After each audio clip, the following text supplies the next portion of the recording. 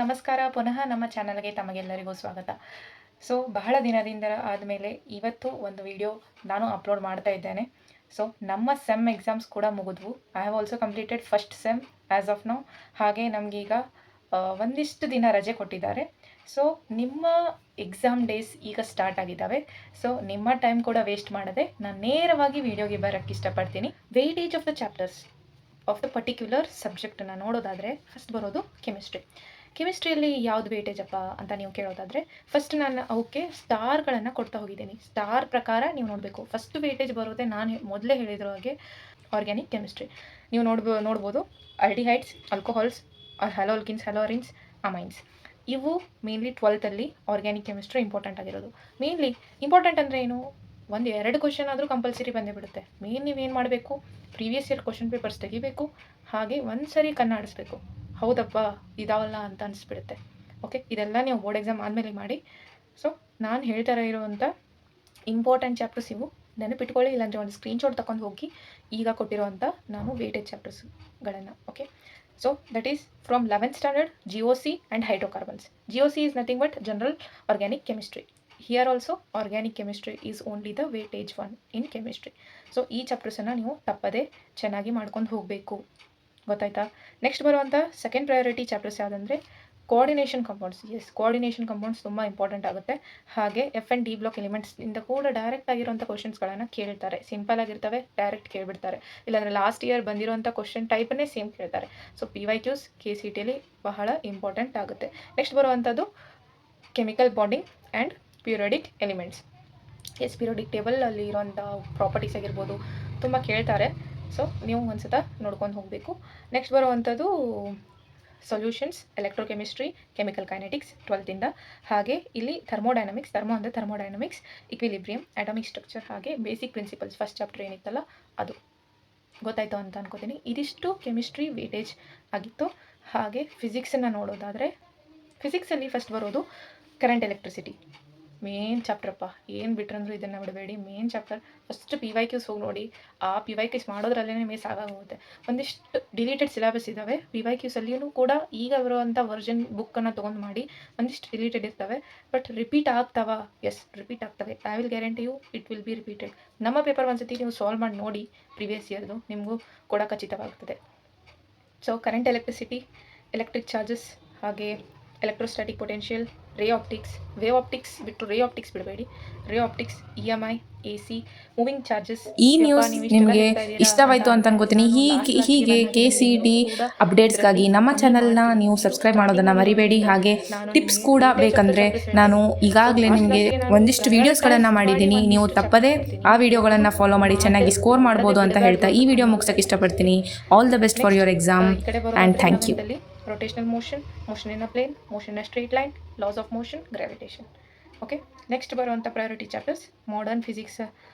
Okay, atoms ಆಗಿರ್ಬೋದು, nuclei, dual nature, ಹಾಗೆ semiconductors. Next ಬರೋದು ಇವೇನಿದಾವಲ್ಲ ಈಸಿ ಟು ಸ್ಕೋರ್ ಟಾಪಿಕ್ಸ್. ಇವು ಡ್ಯುಯಲ್ ನೇಚರ್ ಇವೆಲ್ಲ ಏನಿದಾವೆ ಸಿಮಿಲರ್ ಕೈಂಡ್ ಆಫ್ ಕ್ವಶನ್ಸ್ ಬರ್ತವೆ. ಚೂರು ನೀವು ಕಾನ್ಸೆಪ್ಟ್ಸನ್ನ ಓದ್ಕೊಂಡ್ಬಿಟ್ರೆ ಈಸಿಯಾಗಿ ಆನ್ಸರ್ ಮಾಡ್ಬೋದು, ಟಕ್ ಅಂತ ಟಿಕ್ ಮಾಡಿಬಿಡ್ಬೋದು. I really love this part during the exam ಫಿಸಿಕ್ಸಲ್ಲಿ. ಓಕೆ, ಥರ್ಮಲ್ ಪ್ರಾಪರ್ಟೀಸ್, ಥರ್ಮೋಡೈನಮಿಕ್ಸ್ ಚೂರು ಚೇಂಜ್ ಇದೆ ಕೆಮಿಸ್ಟ್ರಿಗಿನ, ಬಟ್ ಅಷ್ಟು ಕೇಳಿದ್ರೆ ಒಂದು ತಕ್ಷಣ ಕೇಳಿಬಿಡ್ತಾರೆ. ನಮಗೆ ಆನ್ಸರ್ ಮಾಡೋಕ್ಕೆ ಬರ್ಬೋದು ಅಂಥದ್ದು ಕೇಳಿಬಿಡ್ತಾರೆ. ನೋಡ್ಕೊಳ್ಳಿ. ನೆಕ್ಸ್ಟ್ ಬರೋದು EM ವೇವ್ಸ್, ಆಮೇಲೆ kinetic theory, oscillations and waves, and solids and fluids ಬರೋದು ಲೀಸ್ಟ್ ಪ್ರಯಾರಿಟಿ ಕೊಡಿ. ಓಕೆ, ಮೇನ್ಲಿ ಅದು JEE ಅಲ್ಲಿ ಫ್ಲೂಯಿಡ್ಸಿಂದ ಒಂದು ಮಾತ್ರ ಬಂದೇ ಬರುತ್ತೆ ಅಂತಿರ್ತಾರೆ, ಬಟ್ KCTಯಲ್ಲಿ ಸ್ವಲ್ಪ ಲೀಸ್ಟ್ ಪ್ರಯಾರಿಟಿ ಕೊಟ್ಟರು ನಡೆಯುತ್ತೆ. ನೆಕ್ಸ್ಟ್ ಬರೋದು most bigger one, that is maths. ಮ್ಯಾಥ್ಸ್ಗೆ ಹೋಗೋದಾದರೆ ಮ್ಯಾಥ್ಸಲ್ಲಿ ಫಸ್ಟ್ 12th ಸ್ಟ್ಯಾಂಡರ್ಡಲ್ಲಿ ಏನನ್ನು ಫೋಕಸ್ ಮಾಡಬೇಕಂದ್ರೆ ಕಂಟಿನ್ಯೂಟಿ ಆ್ಯಂಡ್ ಡಿಫ್ರೆನ್ಷಿಯಬಿಲಿಟಿ, ರೈಟ್? ಹಾಗೆ ಇಂಟಿಗ್ರಲ್ಸ್ ಆ್ಯಂಡ್ ಅಪ್ಲಿಕೇಶನ್ಸ್. ಇವು ಎರಡೂ chapters most important and weightageful chapters, right? ಇದನ್ನು ಮಾತ್ರ ಏನು ಬಿಟ್ಟರು ಬಿಡಕ್ಕೆ ಹೋಗಬೇಡಿ. ಹಾಗೆ ಡಿಫ್ರೆನ್ಷಿಯಲ್ ಇಕ್ವೇಷನ್ಸ್, ವೆಕ್ಟರ್ಸ್ ಮೇಲೆ ಕೂಡ ಬರುತ್ತೆ. ಪ್ರೀವಿಯಸ್ ಇಯರ್ ಕ್ವಶನ್ಸ್ ನೋಡಿ. 3D geometry, inverse trigonometry, matrices and determinants. First ನೀವು 12th ಬನ್ನಿ. ಇದನ್ನು ಮುಗಿಸಿದ ಮೇಲೆ 11th ಬನ್ನಿ.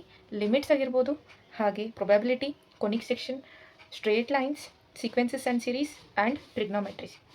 ಓಕೆ, ಇದನ್ನು ಕಂಪ್ಲೀಟ್ ಮಾಡ್ಕೊಳ್ಳಿ. ಇದಾದಮೇಲೆ least priority chapters, that's nothing but relation and functions, probability ಅಂದರೆ ಒಂದು ಕ್ವಶನ್ ಮಿನಿಮಮ್ ಬೀಳ್ತದೆ. Application of derivatives, inverse, trigonometry, matrices and determinants. ಇಲ್ಲಿ 2 ಸತ ರಿಪೀಟ್ ಆಗಿದೆ. ಸೊ ಯಾಕಂದರೆ ಪ್ರಯಾರಿಟಿ ಕೂಡ ಕೊಡ್ಬೋದು, ಯಾಕಂದರೆ ಒಂದಿಷ್ಟು ಇಯರ್ಸ್ ಮೇಲೆ, ಯಾವ ಇಯರಲ್ಲಿ ಒಂದಿಷ್ಟು ಕಂಪೇರ್ ಮಾಡಿದರೆ ಟಾಪ್ ಪ್ರಯಾರಿಟಿ ಕೂಡ ಬರುತ್ತೆ, ಲೀಸ್ಟ್ ಪ್ರಯಾರಿಟಿ ಕೂಡ ಬರುತ್ತೆ. ಸೊ ಟಾಪಲ್ಲಿ ಏನು ಕೊಟ್ಟಿದ್ದೀನಿ ಅದನ್ನು ಕಂಪ್ಲೀಟ್ ಮಾಡ್ಕೊಂಡು ನೀವು ಇದನ್ನು ಮಾಡಬೇಕಂತ ನಾನು ಸೂಚಿಸ್ತೀನಿ. Okay, binomial theorem, permutation and combination, statistics, ಹಾಗೆ ರಿಲೇಷನ್ ಆ್ಯಂಡ್ ಫಂಕ್ಷನ್, ಹಾಗೆ ಸೆಟ್ಸ್, ಇವೆಷ್ಟು ಫಸ್ಟ್ ಇಯರಲ್ಲಿ ಬಂದವು. ನೆಕ್ಸ್ಟ್ ಬರೋದೇನೆಂದರೆ ಲೀನಿಯರ್ ಪ್ರೋಗ್ರಾಮಿಂಗ್ ಪ್ರಾಬ್ಲಮ್.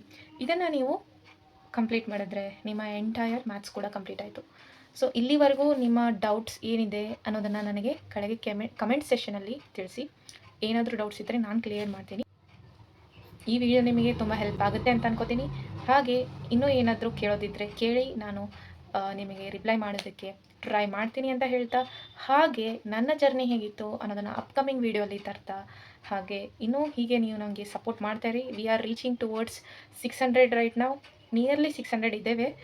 ಹಾಗೆ 1Kನ ರೀಚ್ ಮಾಡಿ. ನೆಕ್ಸ್ಟ್ ಕೂಡ ನಿಮಗೆ ಲಾಸ್ಟ್ ಟೈಮ್ ನಾನು ಹೆಲ್ಪ್ ಮಾಡಿದ ಹಾಗೆ KCET ಕೌನ್ಸಿಲಿಂಗಲ್ಲಿ ಕೂಡ ಹೀಗೆ ಹೆಲ್ಪ್ ಮಾಡ್ತೀನಿ ಅಂತ ಹೇಳ್ತಾ, ಮುಂದೆ ನನ್ನ ಈಗ ಫಸ್ಟ್ ಸೆಮ್ ಆದಮೇಲೆ ಯಾವ CGPA ಬಂತು, ಹಾಗೆ ನಾನು ರೀಸೆಂಟ್ಲಿ ಲ್ಯಾಪ್ಟಾಪ್ ತೊಗೊಂಡಿದ್ದೀನಿ, ಯಾವ ಲ್ಯಾಪ್ಟಾಪ್ ತೊಗೊಂಡಿದ್ದೀನಿ ಅದನ್ನು ಅನ್ಬಾಕ್ಸಿಂಗ್ ಕೂಡ ಮಾಡಿ ನೋಡೋಣ. ಹಾಗೆ ನೀವು ಯಾವಾಗ ಲ್ಯಾಪ್ಟಾಪ್ ತೊಗೋಬೇಕು ನಿಮ್ಮ ಫಸ್ಟ್ ಇಯರ್ಗೆ ಸೇರಿದ ಮೇಲೆ, ಹಾಗೆ ಕಾಲೇಜ್ ಹೇಗಿರುತ್ತೆ ಅನ್ನೋ ಎಕ್ಸ್ಪೆಕ್ಟೇಷನ್ಸ್ ನೀವು ಹೇಗೆ ಇಟ್ಕೊಂಡಿರ್ತೀರ ಆ ರೀತಿ ಕೂಡ ಇರೋದಿಲ್ಲ. ನಾನು ಕೂಡ ತುಂಬ ಇಟ್ಕೊಂಡಿದ್ದೆ. ಸೊ ಆಲ್ ಎಕ್ಸ್ಪೆಕ್ಟೆಡ್ ಇರಲ್ಲ. ಸೊ ಸ್ವಲ್ಪ ಚೇಂಜಸ್ ಕೂಡ ಇರುತ್ತಲ್ಲ. So I am happy with my college. ಹಾಗೆ ಕೌನ್ಸಿಲಿಂಗ್ ಕೂಡ ನೀವು ತುಂಬ ಹುಷಾರಾಗಿ ಹಾಕಬೇಕು. ನಾನು ಒಂದು ಬಿಟ್ಟು 3 ಸತಿ ವಿಚಾರ ಮಾಡಿ, ಹಾಗೆ ನನಗೆ ಯಾವ ಬ್ರಾಂಚ್ ಬೇಕಂತ ವಿಚಾರ ಮಾಡಿ ನೋಡಿ ಹಾಕಿದ್ದೀನಿ.